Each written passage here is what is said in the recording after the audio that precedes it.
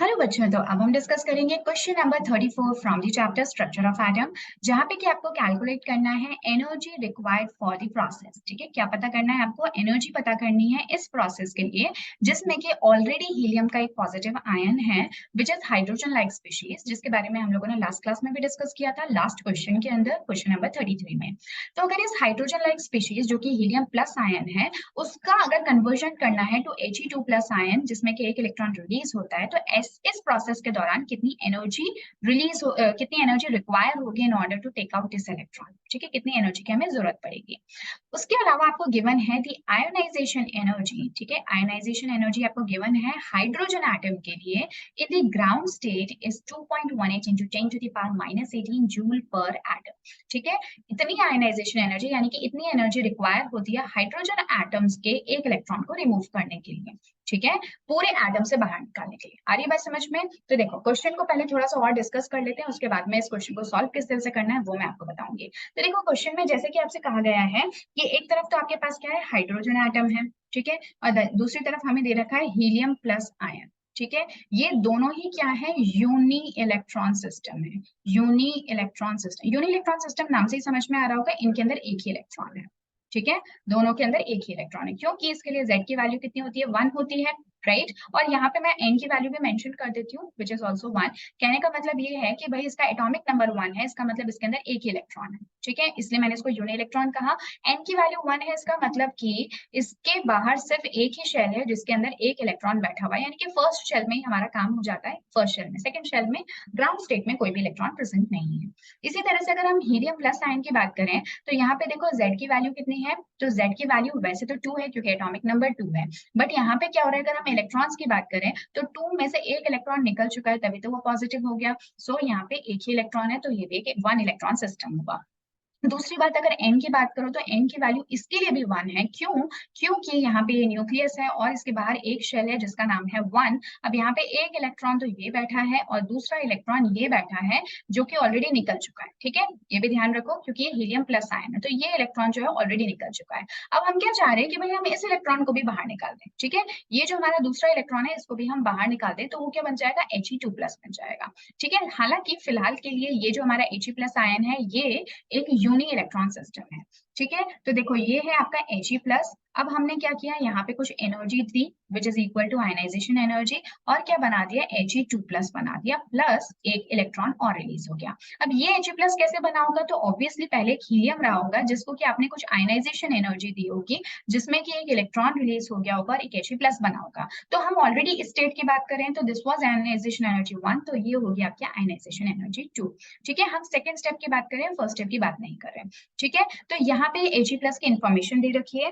उसके अलावा इन्होंने बताया कि जो एक आयनाइजेशन एनर्जी होती है किसकी, हाइड्रोजन एटम की, यानी कि अगर आप हाइड्रोजन को कुछ आयनाइजेशन एनर्जी दो, थोड़ा नीचे लिख देती हूँ इसको, अगर आप हाइड्रोजन के एक एटम को आयनाइजेशन एनर्जी दो तो उसमें से क्या निकल जाएगा, एक H प्लस इलेक्ट्रॉन और H प्लस और एक इलेक्ट्रॉन निकल जाएगा। ठीक है, तो ये जो आयनाइजेशन एनर्जी होती है जिसमें कि जो एक इलेक्ट्रॉन है वो अपने n इक्वल टू 1 लेवल से बाहर निकल जाता है, और कहाँ चला जाता है, n इक्वल टू इंफिनिटी, मतलब हम नहीं जानते, एकदम बाहर निकल गया, एटम के बाहर ही निकल गया। तो n इक्वल टू 1 से कहाँ चला गया, n इक्वल टू इंफिनिटी पे, इसी को आप आयनाइजेशन एनर्जी कहते हो। इसके लिए कितनी एनर्जी आपको देनी पड़ेगी, इसी को आयनाइजेशन एनर्जी कहते हैं।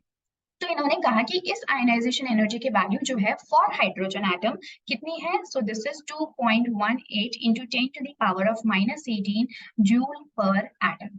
ठीक है, अगर इसके लिए हाइड्रोजन के लिए इतना है, तो हीलियम प्लस आयन से हीलियम 2 प्लस आयन बनाने में जो इलेक्ट्रॉन निकल रहा है, इस आयनाइजेशन एनर्जी की वैल्यू कितनी होगी। ठीक है, आ गया समझ में? ये है हमारा क्वेश्चन, यानी कि हमें आयनाइजेशन, सेकेंड आयनाइजेशन एनर्जी को फाइंड आउट करना है। Is that clear? अब देखो, क्योंकि मैंने बार बार मेंशन किया कि ये सिस्टम कैसा है, यूनी इलेक्ट्रॉन सिस्टम है।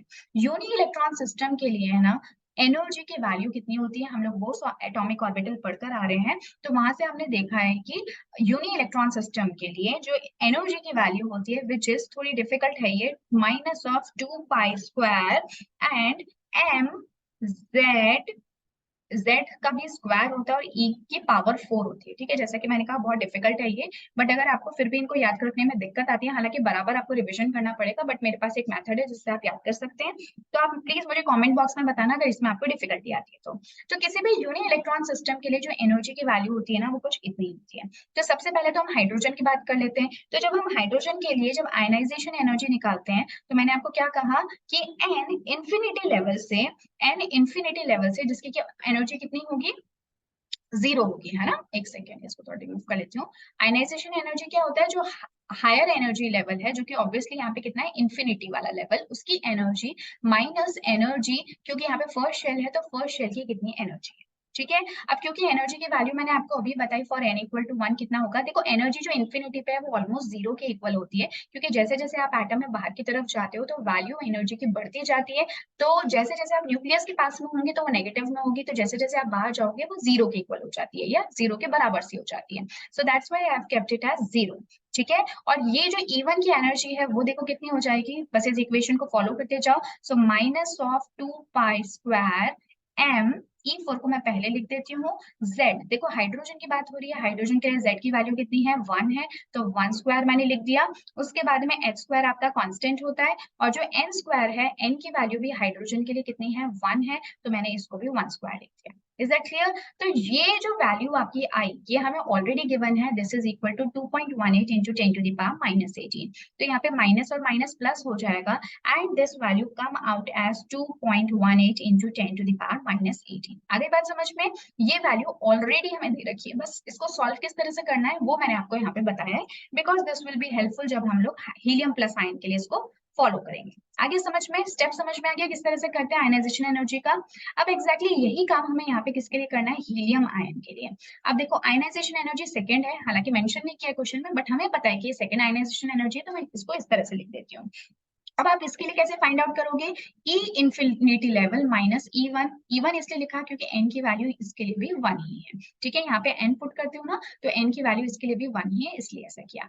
अगेन E इंफिनिटी की वैल्यू जो है, कोई भी आप एटम ले लो उसके लिए हमेशा 0 ही होगी, क्योंकि अगेन जैसे जैसे मैंने कहा कि आप एटम से बाहर निकलते जाओगे, बाहर की तरफ जाओगे, जितना दूर जाओगे न्यूक्लियस से, तो उतना एनर्जी बढ़ती जाएगी एनर्जी लेवल की, and this will become almost equal to 0, क्योंकि जितना लेवल न्यूक्लियस के पास में है। आई थिंक आपको दिक्कत हो रही होगी, तो इससे अच्छा है कि मैं इसको एक बार शॉर्ट में यहाँ पे बता देती हूँ। So this is your nucleus, और ये है अलग अलग एनर्जी लेवल। जैसे जैसे आप बाहर जाते हो तो एनर्जी बढ़ती है, पर मैंने कहा कि इंफिनिटी लेवल पे जो एनर्जी है वो तो 0 हो रही है। ऐसा मैं इसलिए कह रही हूँ क्योंकि जब ये एनर्जी लेवल 1 था, मान लो यहाँ पे, तो ये वैल्यू काफी ज्यादा नेगेटिव थी। तो नेगेटिव से जब आप 0 पे जा रहे हो तो कहीं ना कहीं वैल्यू बढ़ ही तो रही है ना, ठीक है, क्योंकि हम कहाँ जा रहे हैं, नेगेटिव वैल्यू से टूवर्ड्स 0 जा रहे हैं, तो ये एनर्जी बढ़ी तो रही है। आगे बात समझ में। सो this was important, I hope कि आपको समझ में आ गया है। सो अब हम बात करते हैं, इंफिनिटी तो हो गया 0, माइनस अब E1 की वैल्यू पुट करो, अगेन यही वाली जो इक्वेशन है ना, इसको ध्यान में रख के पुट करो। So again minus of 2 pi square m E4 इतना मैं लिख देती हूँ, डिवाइडेड बाय h स्क्वायर। अब देखो z स्क्वायर की वैल्यू अब हमारी कितनी है, देखो z, अब हम हीलियम की बात करें, z के लिए वैल्यू जो होती है वो 2 होती है फॉर हीलियम, ठीक है। तो यहाँ पे हीलियम आयन है तो भी Z, तो एटॉमिक नंबर तो सेम ही रहेगा। सो देखो 2 का स्क्वायर हो गया, तो 2 का स्क्वायर लिख देती हूँ, जो कि कितना होगा 4, डिवाइडेड बाय नीचे देखो n गिवन है, तो n की वैल्यू यहाँ पे भी 1 है, तो कोई प्रॉब्लम नहीं है, ठीक है। अभी अभी हमने फाइंड आउट किया था, जो इसकी वैल्यू थी ना, जो कि हमें ऑलरेडी गिवन है, वो कितनी है, अगेन ये वैल्यू आपकी माइनस माइनस पॉजिटिव हो जाएगी, and this value would be equal to 2.18 into 10 to the power minus 18 joule per atom, ठीक है। उसके अलावा मल्टीप्लाइड यहाँ पे 2 का स्क्वायर यानी कि 4 भी है, और नीचे तो 1 है, तो कोई प्रॉब्लम नहीं है। तो हमारी आयनाइजेशन एनर्जी हीलियम आयन के लिए इतनी निकल के आ जाती है, जो कि हाइड्रोजन एटम के लिए जो आयनाइजेशन एनर्जी है उसका 4 टाइम्स है, ठीक है। अब आप एक बार इसको मल्टीप्लाई कर लो आपस में, तो जब आप इसको मल्टीप्लाई करते हो, so you get your answer as 8.72 into 10 to the power of minus 18 joule per atom, ठीक है। तो ये हमारी हीलियम आयन के लिए आयनाइजेशन एनर्जी की वैल्यू आ जाती है। Is that clear. तो ये काफी अच्छा क्वेश्चन था, I really like this question. इसमें दोनों के बीच में आपको कंपैरिजन दिखाया है, हाइड्रोजन और हीलियम, यानी कि हाइड्रोजन के रिस्पेक्ट में किसी भी यूनि इलेक्ट्रॉन सिस्टम के लिए जिसके अंदर एक ही इलेक्ट्रॉन है, आप किसी भी और एलिमेंट के आयन का आयनाइजेशन एनर्जी कैसे फाइंड आउट करोगे, ये हमें यहाँ पे सिखाने की कोशिश की गई है। Is that clear? तो यहाँ पे जितनी भी आयनाइजेशन एनर्जी लग रही थी हाइड्रोजन के एक इलेक्ट्रॉन को निकालने के लिए, हीलियम प्लस के आयन को निकालने के लिए उसकी 4 गुना ज्यादा एनर्जी लगी। Is that clear? तो ये था हमारा question number 34। This was a good question. आप चाहे तो यहाँ से भी इसका एक बार जो सोल्यूशन है उसको फाइंड आउट कर सकते हैं। तो देखो यहाँ पे एनर्जी की इन्होंने फॉर्मूला दे रखा है, ठीक है, तो यही फॉर्मूला हमने भी यूज किया था। फिर हाइड्रोजन एटम के रेस्पेक्ट में इन्होंने आयनाइजेशन एनर्जी को पता किया, जो कि हमें क्वेश्चन में ऑलरेडी गिवन भी है।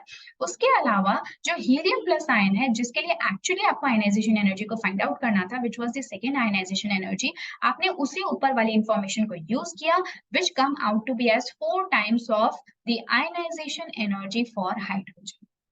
ठीक है, और इसी को मल्टीप्लाई करने पे you get your answer as 8.72 into 10 to the power minus 18. So I am sure कि आपको ये समझ में आ गया होगा। So this was all for this question number 34।